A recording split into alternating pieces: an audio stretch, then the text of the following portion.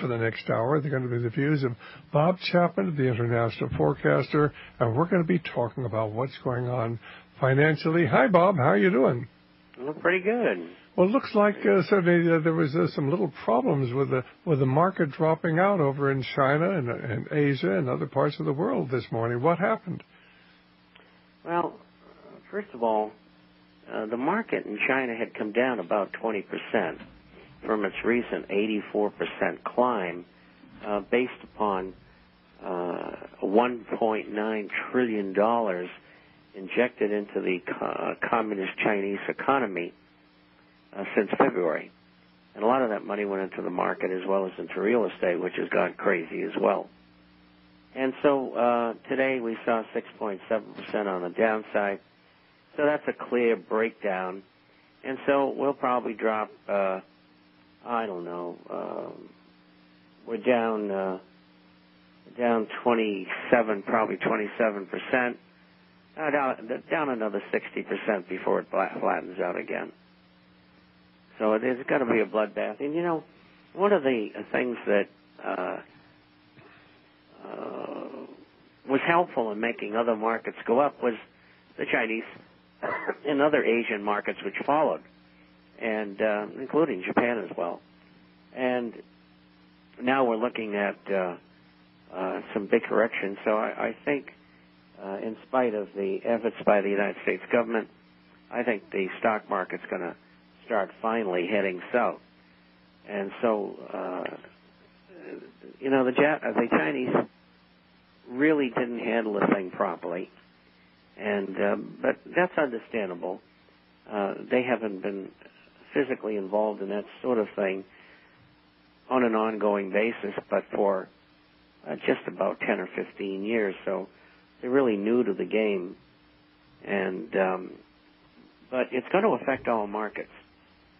And at the same time, you know, we see the U.S. government and the market every Monday trying to knock gold and commodities down, silver. And they did today, but they'll all be back tomorrow because they've run out of physical. They're not able to hit that physical market anymore. And so, and then of course, we might out of the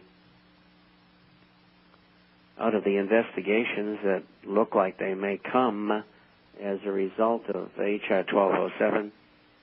The Fed Reserve Transparency Act of 2009, which will pass the House.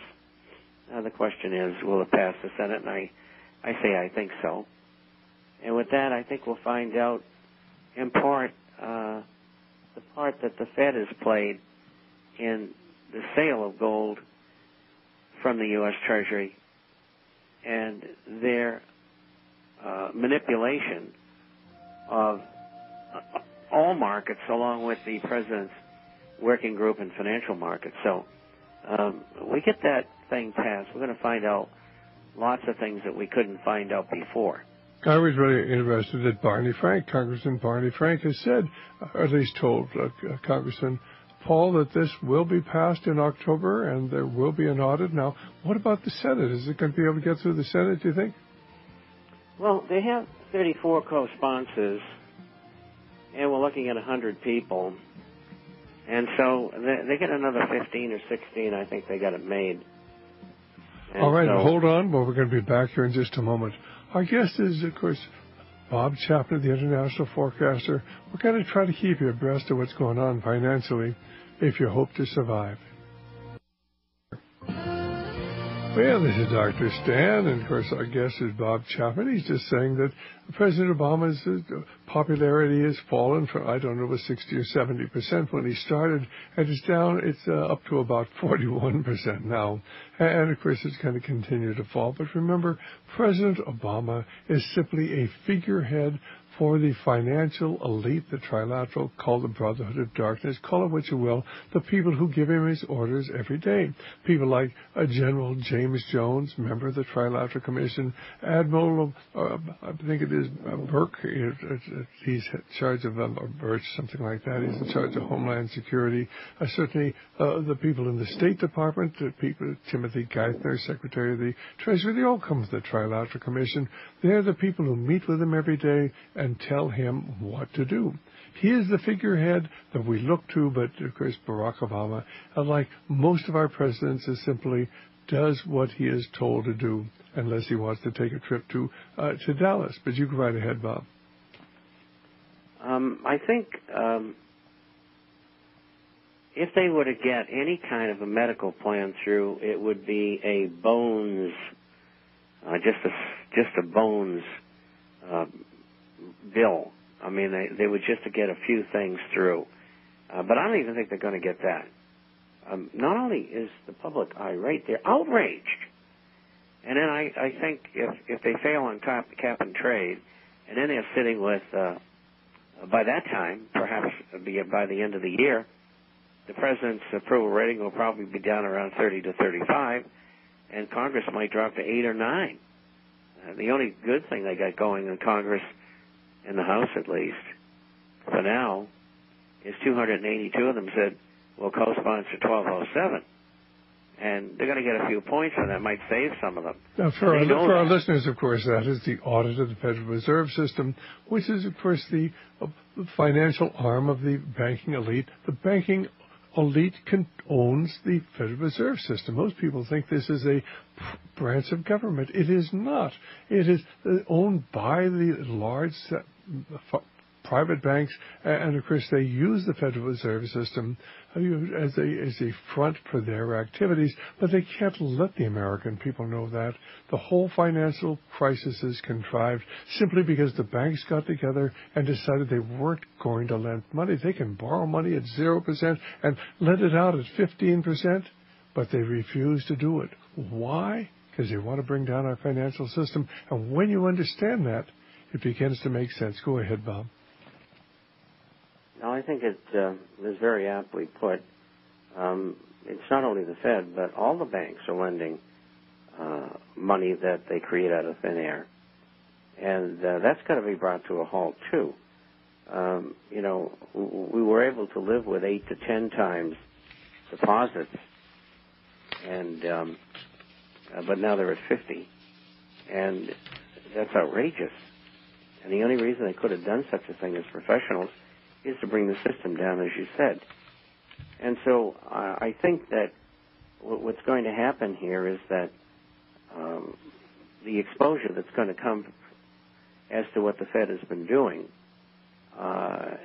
is going to bring about massive changes. I mean, even Barney Frank said, well, I want to tax something on the bill that says they can't lend to non-banking entities. Well, that's all well and good, and if we get the bill, that's fine. But once the exposures come out, the things that the GAO audits don't tell you about, because they're all in the take too, is that this is one monster that we've got that's been eluding us for almost 100 years. And many other nations have the same problem, have had for centuries. And so there's a bill in the hopper already.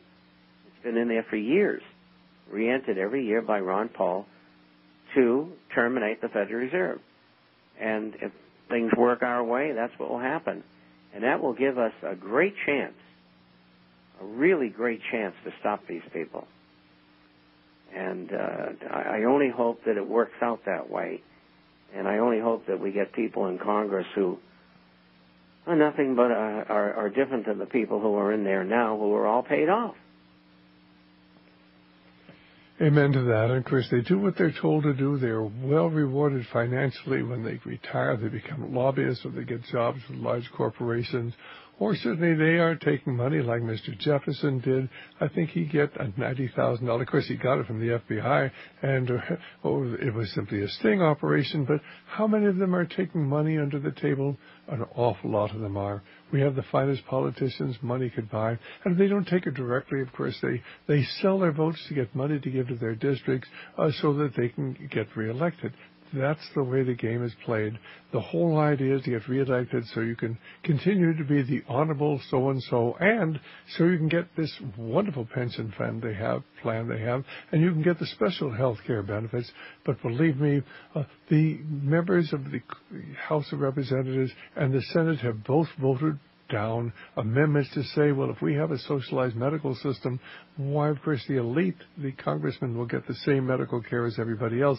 And they vote that down. Why? Because they don't want, of course, to have a Social Security system like the common people, because that's out of money. That is going to go belly up here in about 3 years. They don't want to be on Medicare because that's actually already gone belly up. That's the reason it's so frantic to do something, because Medicare is putting out more than it's taking in this year. Because, of course, there's been so many people out of work. But they can't tell the American people it is the gigantic Ponzi scheme, because we put Bernie Madoff in prison for running exactly what Congress has been running with both Medicare and Social Security. They are both Ponzi schemes. Bernie Madoff spent the money, the excess money, on high living. And what do you think Congress did with the excess money on Social Security and Medicare? They spent it all, and they put IOUs in the till.